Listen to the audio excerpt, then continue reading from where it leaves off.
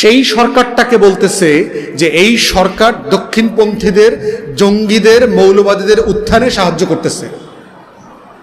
খেয়াল করতেছেন? তাহলে এই সরকারটা কি করছে? এই সরকারটা আসলে গণতন্ত্র অ্যালাউ করছে।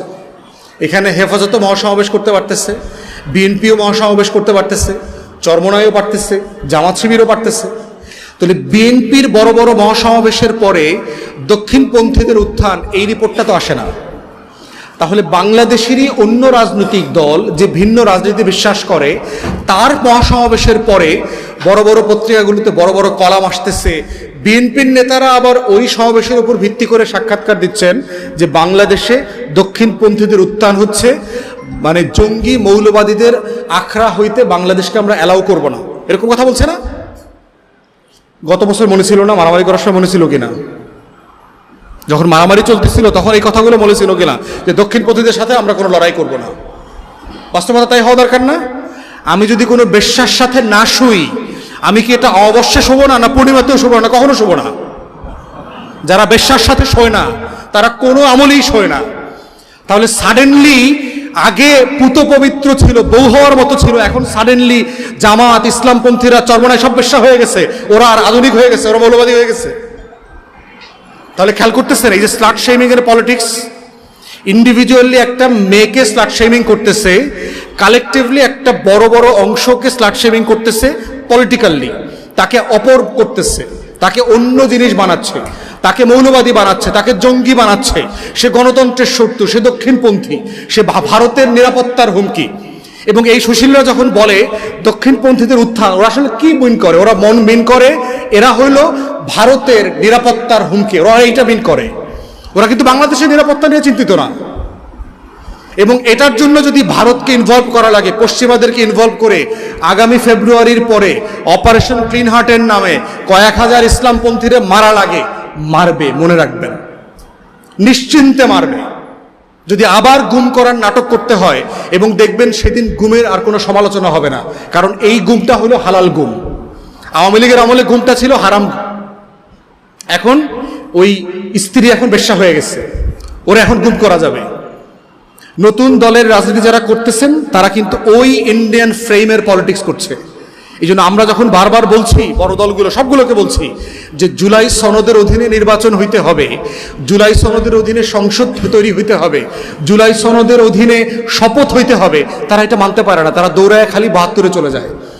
কারণ ৭২-এর ন্যারেটিভের সাথে ভারতের আশ্বস্তি আছে যে তাকে তোমরা ক্ষমতায় আনবো, তোমরা এই ফ্রেমে থাকো, তোমরা ক্ষমতা আসার সমস্যা নাই। কিন্তু এই যে আওয়ামী লীগের দিল্লির যে ফ্রেম, এই ফ্রেম থেকে তুমি বের হয়েও না। ওই ফ্রেম থেকে বের হইলেই তোমাকে আমি নিরাপত্তার হুমকি বানিয়ে দিব, তোমাকে আমি জঙ্গিবাদের সমর্থক বানিয়ে দিব। আপনি চিন্তা করে দেখুন তো, এখন কোনো পত্রিকায়, ওই যে বড় বড় পত্রিকাগুলো আছে গুরুত্বপূর্ণ, বিএনপি জামাত একসাথে লেখে? খেয়াল করে দেখেন তো, কোথাও লেখে বিএনপি জামাত মৌলবাদী গোষ্ঠী? জিয়াউর রহমান ওই ৭১ সালে শর্ট ছিল, মুক্তিযুদ্ধ করে না, এই কথা লেখে? খালেদা জিয়া সম্পর্কে কোনো বাজে কথা লেখে? তাহলে যেই পত্রিকাগুলো হাওয়া ভবনের ন্যারেটিভ বানাইছে, তারেক রহমানকে পিটানোর বন্দোবস্ত করছে যেই পত্রিকাগুলো, যেই বুদ্ধিজীবীরা, যেই চ্যানেলগুলো দিনরাত বিএনপি জামাত ত্যাগ করে রিপোর্ট করেছে, তারা কেউ আজকে এই কথাটা বলছে না কেন? কারণ এখন বিএনপি আর জামাতকে আলাদা না করলে তো ইসলামপন্থীদেরকে মাইট দেওয়ার ব্যবস্থা করা যাবে না। মায়ের কাকে দিয়ে দেওয়া হবে? ওরে দিয়ে ওরে মাইট দেওয়া হবে। পক্ষ বুঝতে পারতেছেন? বিএনপি জামাত কেন আগে করছে? আওয়ামী লীগ সাপেক্ষে ওদের দুজনকে সবাই পিটাইতে হবে, পিটানোর ব্যবস্থা করছে না? পিটানোর জন্য যে বৈধতা, সম্মতি উৎপাদন করা দরকার, পুরোটা তারা করছে। এখন কি করতে হবে? বিএনপিরে দিয়ে জামাত পিটাইতে হবে, বিএনপিরে দিয়ে চরমনাই পিটাইতে হবে, বিএনপিরে দিয়ে হেফাজত পিটাইতে হবে। এবং বিএনপির সাথে এই উস্কানির রাজনীতিতে তারা তাকে ফেলার চেষ্টা করছে, এবং স্যাডলি তারা পড়েছে অনেকাংশে, সেটা আমরা দেখতে পাচ্ছি। এই যে বয়ানের রাজনীতি, যেই রাজনীতিটা শহীদ প্রেসিডেন্টের সাথে যায় না, দিল্লির আধিপত্যবাদের বিরুদ্ধে রাজনীতির সাথে যায় না, এটা অরিজিনাল বিএনপির রাজনীতি না। কিন্তু বিএনপি এই পলিটিক্সের ফাপড়ে এবং ট্র্যাপে পড়ছে বলে আমরা দেখতে পাচ্ছি। এবং এই কারণেই গণ অভ্যুত্থান পরবর্তী বাংলাদেশে বয়ানের রাজনীতিটা বোঝা তরুণদের জন্য জরুরি। তা না হলে শত শত, হাজারে হাজারে আবার জঙ্গি নাটক হবে। আমরা সব দাড়িওয়ালা, টুপিওয়ালা, যারা নামাজি বিশ্বাস করি কিন্তু জাতীয়তাবাদী, বাংলাদেশের পক্ষের মানুষ, তারা সবাই মুক্তিযুদ্ধের বিপক্ষের শক্তি হয়ে যাব আবার।